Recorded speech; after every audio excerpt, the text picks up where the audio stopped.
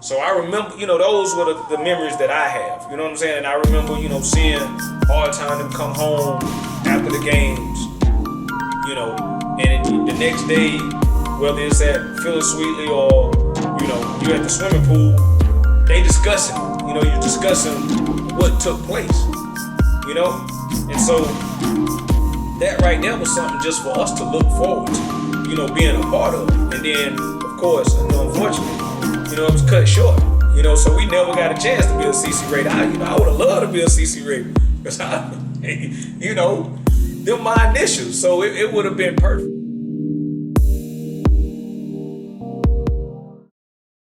It's funny that you asked me that again, because we had that conversation last night. And more or less about the love, I think is the values. Economically, we know what the value is in the city. People want to see, the hotels, the restaurants, and all that. So we tend to forget about the inner city, and that's what's happening. We got dilapidated community centers.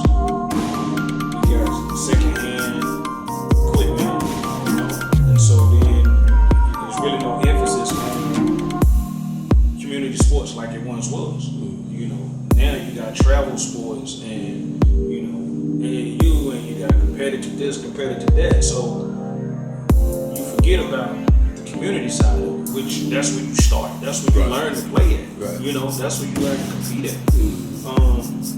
But I think the city has grown so fast that nobody has really put any thought in giving back to the nickel towns, the West Greenwoods, Piedmont Mountains, the City Heights, the Green Lines. It's just forgotten about. It's there. It exists. You can ride through there. Right. But our facilities don't look like the other facilities. Right. Exactly. The amenities are not the same. Right. So then you start to try to figure out what's next. But leadership is different. Leadership is totally different. Not to, knock anybody or, push anybody in the wrong direction or push their button, but leadership is different.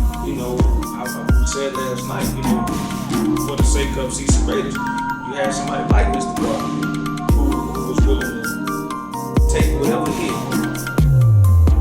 came his way, but he was going to make sure that it was a football season and a basketball season. Right. Then you had guys like Jimmy Green and Rodney Thompson and Mr. McCarroll, who I always said was probably one of the greatest business minds that I was able to witness on this side of earth. He could do things to get us things over at Phyllis Sweetley, man, that any other time we wouldn't get it.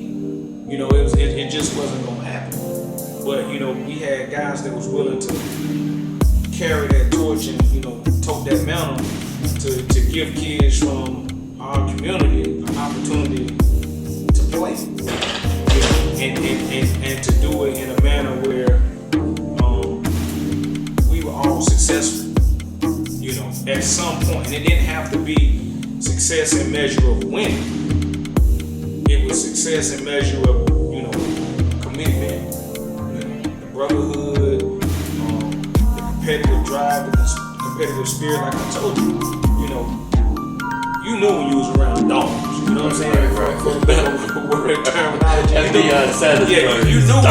You knew what you was around. Right. Either you gonna get with it or go sit down. It just ain't for you. Right.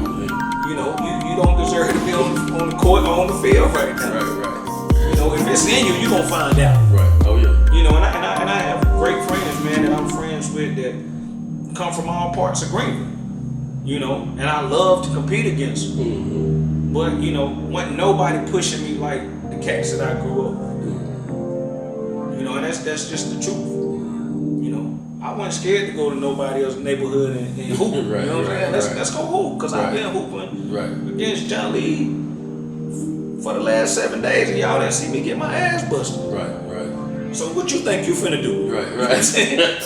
Confidence. I'm finna give you this work. Right. And that's what it is. Right. But that's what the brotherhood that I watch guys with the CC groups, Hard Time, yourself,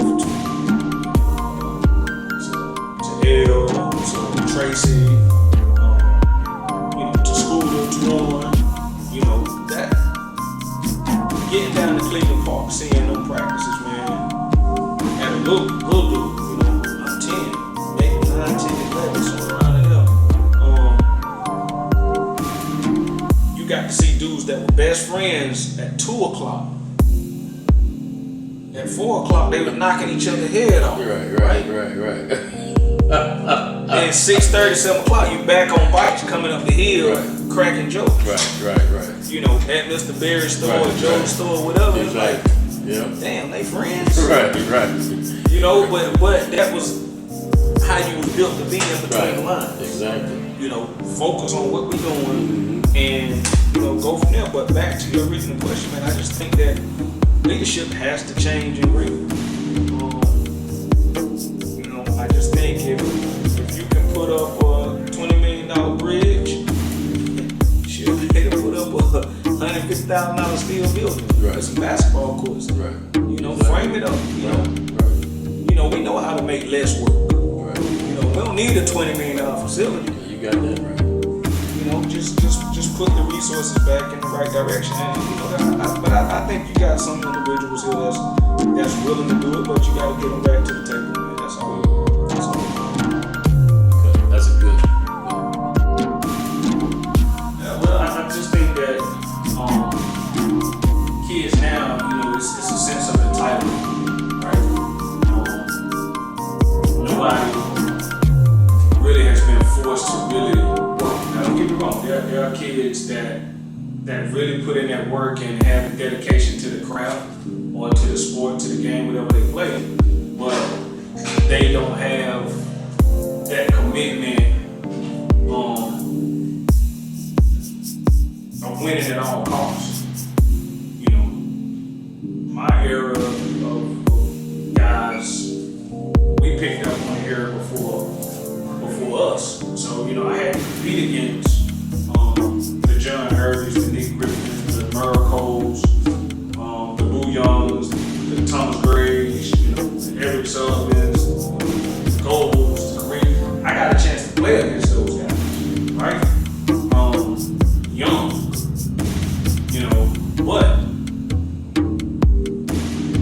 those battles actually made me understand what competition was going to be like. Me playing against John Lee and Bo and all those, coming up at Full Sweet, man, it was like a culture shock, so to speak. Every night I probably went home walking down that damn street crying. You know what I'm saying? Because if you lost, you was sitting on the side for 3 hours, so you may not even play no more that day. And I didn't want to go down there and play with the cats my age, because I was like, man, I'm punishing them. What I'm playing with them for? They can't even make JV. And here I am, 7th, 8th grade.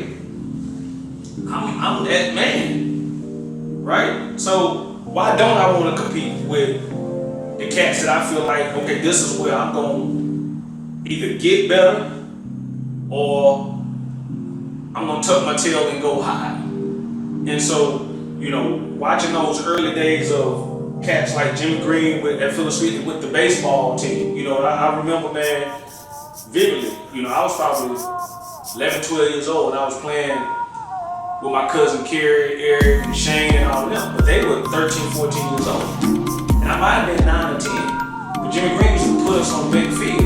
And I was telling you this last night, put you on big field and tell you to go up and down that hill. That hill was like Mount Everest to a 10-year-old, especially me. I'm like, damn, y'all doing this just to shoot basketball. You running up and down this hill.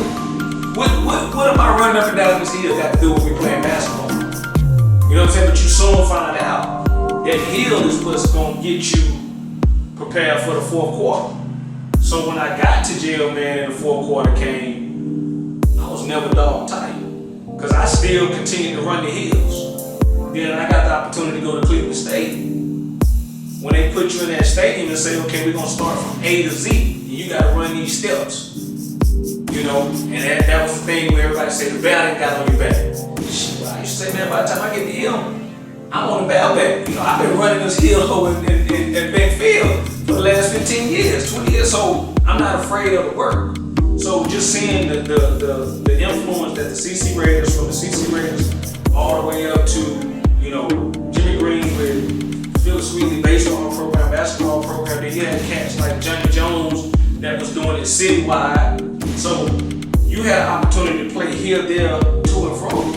And then when you go from just all the area, I was stretched out. So I started playing with Greg Harris and all my brothers over in West Greenwood with Dashawn and James Griffin and all of them. So now that's a whole other level of competition.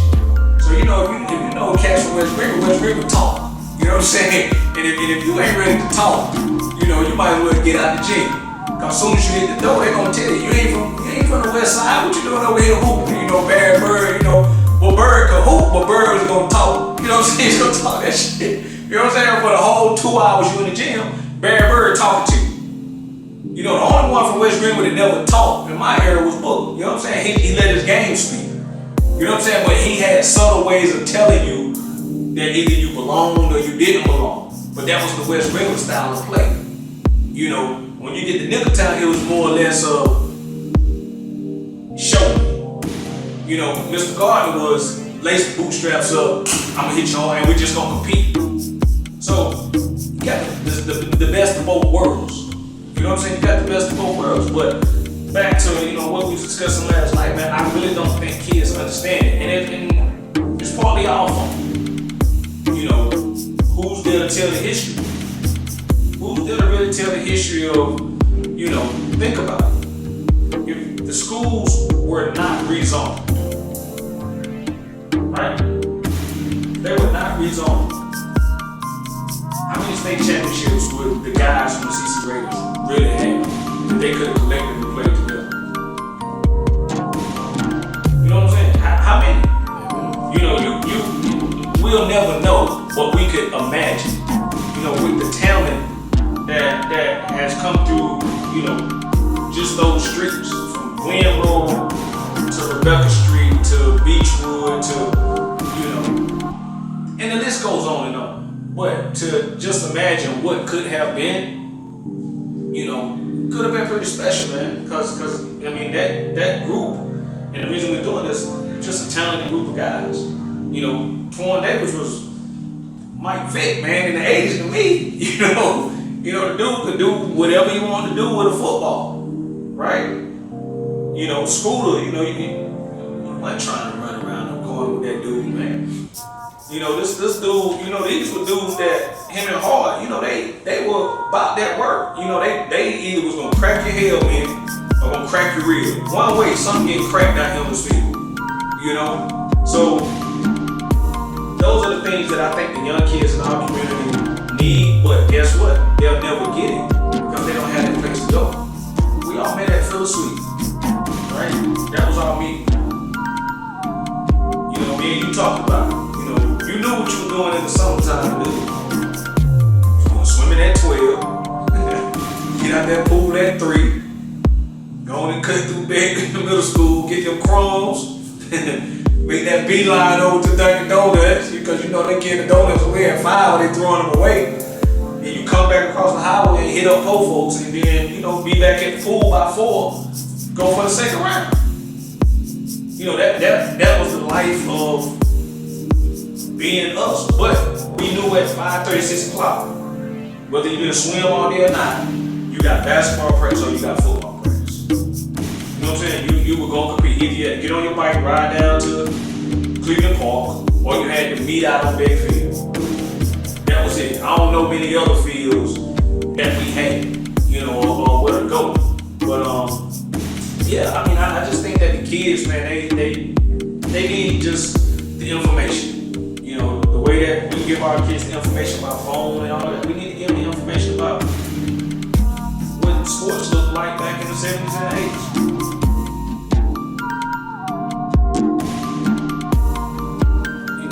I guess for us, because at that time we were probably still playing sandlot football, the younger cats, and I'm talking about we probably 8-9 years removed from you guys. So we couldn't, you know what I'm saying, leave the court area. Because that's where we played at. It was either in the backyard, behind the apartments, or you played in the court. But then, you see the guys walking through there. They got the helmets, and they're heading up the hill, they're heading down the hill. It's like, okay, sooner or later that's gonna be, that's gonna be us. But we used to run to remember the back walk from Villa Sweetley to Beckfield? You used to walk. It used to be a path that you could walk behind apartments. So if you stood on that hill, you could look over to the field and see what's going on.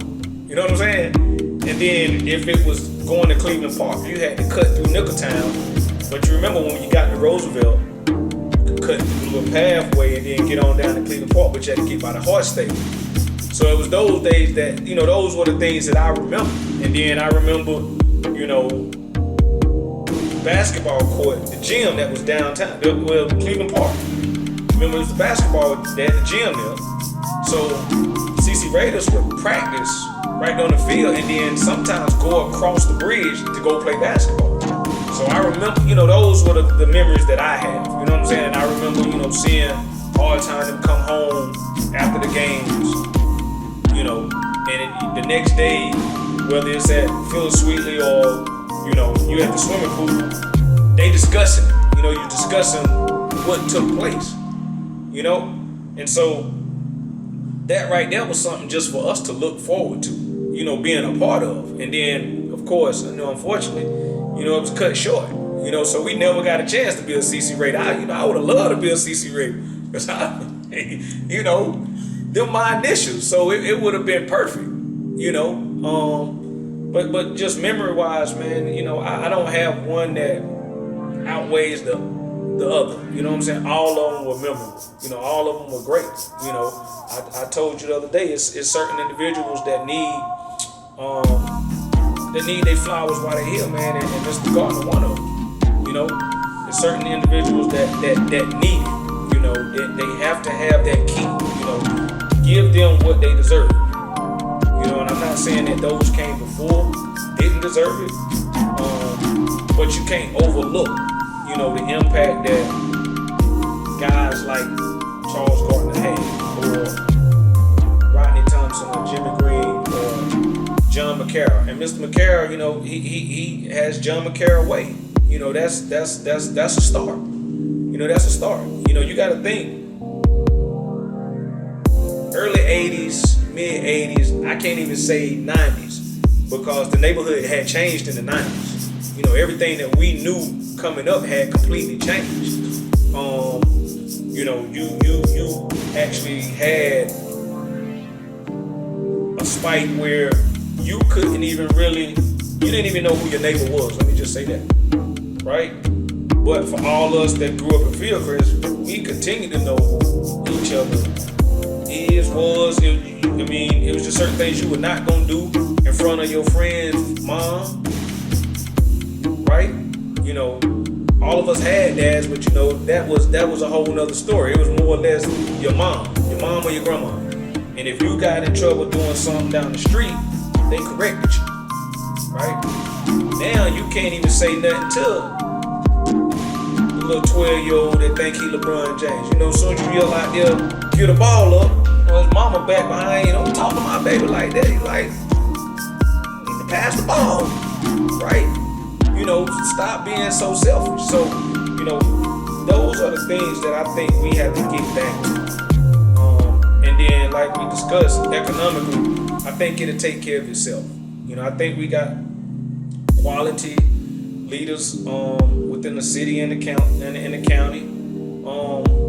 But at some point in time, you just have to shift your energy and your focus back to, what was important.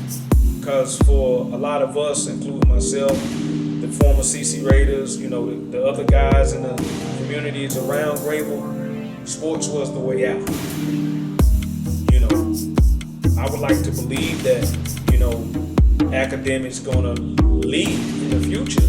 But, for many, sports is gonna be the key to get them to the door, right? That's what's gonna get them to the table. You know, whether it's through baseball, basketball, football, or whatever. You know, that's just how we get an opportunity. But if we don't have the facilities in our own community, what we gonna start doing? We're gonna stop playing, right? Now we got video kids, which is cool, but where's the socialization, right? Where do you get a sense of being close knit? You know, where is the brotherhood? If all I got to do is talk to you through this microphone, ain't nothing wrong with getting a little scab on your knee. You know, you having a fist fight, then y'all go drinking out the same Pepsi 10 minutes from now. You know what I'm saying? But y'all were just fighting. Ain't nothing wrong with that. You know, so that's where my memories go. You know, if I had to have that memory, that's my fondest memory. You know, me fighting with Red Sweeney and Chip, and me and PJ fought every day. You know, you know, Tab. You know, but those are my guys. You know, that's my era. You know, those are the guys that I grew up with. You know, Josh, that's my era. You know, so we actually raised each other, but we did it watching the core group of guys that came before us. But we still have mutual respect, even to this day. You know, we still support each other. We still love each other. You know, we gonna always have that brotherhood that the CC Raiders started in the community. You know, we one for all. You don't have to see us together every day to understand why our arms stretch. If one reach out, we coming. You know, win, lose, or draw, right, wrong, and indifferent. But that's what I think the neighborhood need now, man. That's what it's lacking. Because sooner or later, it's not even gonna be a neighborhood, right? You know, go through Nickeltown, man. And you talking to somebody that did, you know, 20 plus years. Combined with Phyllis Wheatley and the city of Ivory, right? So I've seen the neighborhood change, and there's nothing wrong with change. There's absolutely nothing wrong with change. You know, people have the right to move wherever they want to move. They have a right to live wherever they want to live. But at the end of the day, it's certain ways that it have to be done, right? And I just don't think the community got to just do all the notification, right, that the neighborhood was changing. You know, that's the key. You know, and when we can understand that, because those that built up, let's just say Nickeltown, you know, so to speak, all those homes were pretty much owned by our grandparents or great grandparents, which they worked for that, right? They worked for it. They built it with their own hands. They spent countless nights trying to provide for our parents, right? Then our parents did whatever to make sure we had. Then, you know, let's tell the truth. You know, my kids suburban kids, so when we get a little piece of something, the work ethic tend to slack off. It tend to fall off. You know, it tend to, oh man, I get another pair.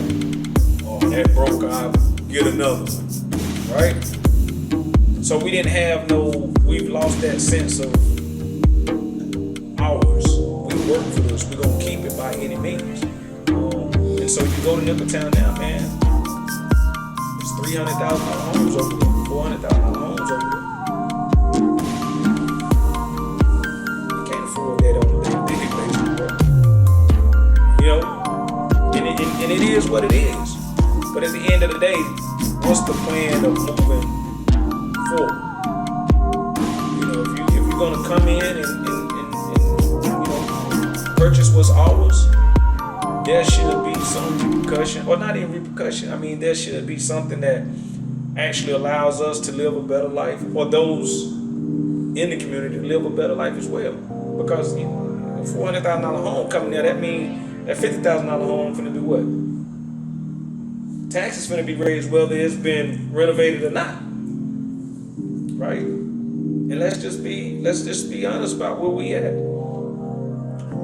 You know, the older statesmen of the community, they're getting old. You know, the voices are, getting quieter, the light getting dimmer. And they fought the fight. They got us to this point. Now, like I told you, including myself, we gotta do more. We have to do more. It's imperative.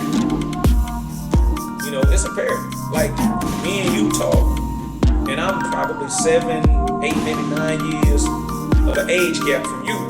But we know one another, right? Let's go to the hood right now and say, hey, little man right there. They're gonna say, nah, and they could be first cousins. Right? We knew everybody. Everybody knew us. That's how we win. You gotta get back to that. I told you, one of the best memories I have, was in Fieldcrest, man. Our community store was ran by, Miss Riches, her and Joe, and one of our coolest friends coming up was his son, Jason. Right? All us went to jail, man. But take it back a few years before that, when we were little boys, we didn't know that we'd be at jail man together.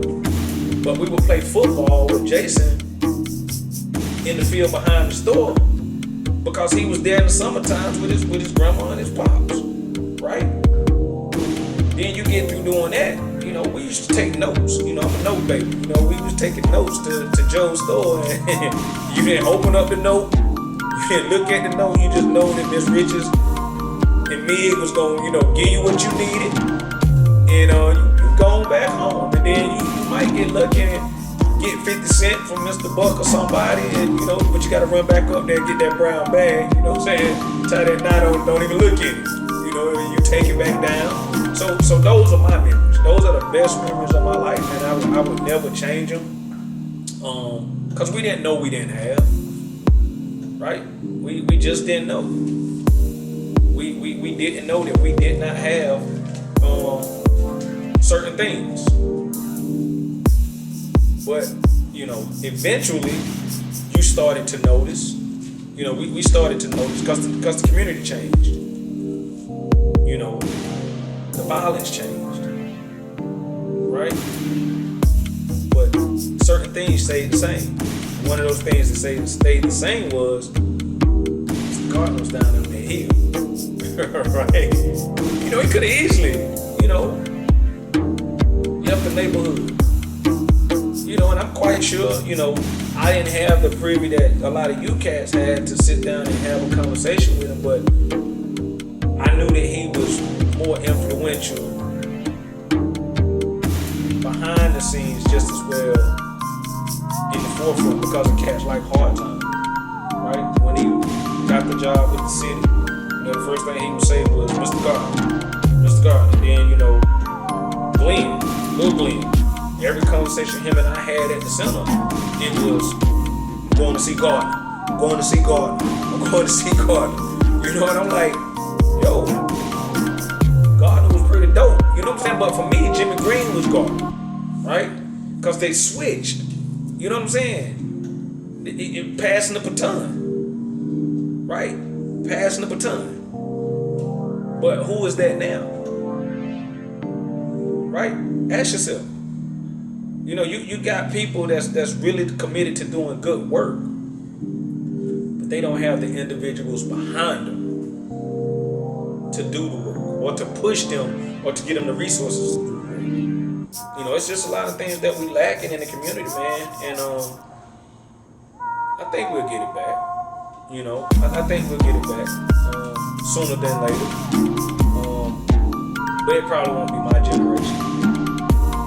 It's gonna be one of these little computer kids, man, in the hood, and that's super smart, and he gonna crack the code. He gonna figure it out. Cause 40 and up, BMW got a lot of them spoiled. They ain't trying to come back to ride through them on a sunny day. But bro, I ain't trying to give up this green grass. You You know, and I don't blame them, you know, right? I'm not either, right? I'm not, no. You know, that's truth be told. You know, it's a sense of comfort, you know. Back in the day, you could open up your door and sleep and feel crisp with your front door open. I'm not going through there now, you know, unless one of the partners call me and they say we hanging out. But me just pulling up in the hood just to hang out, nah, I don't know that. I don't know 95% of y'all. Right? So what is my business? But, you know, that's just where we at, man. That's just where we at in this time.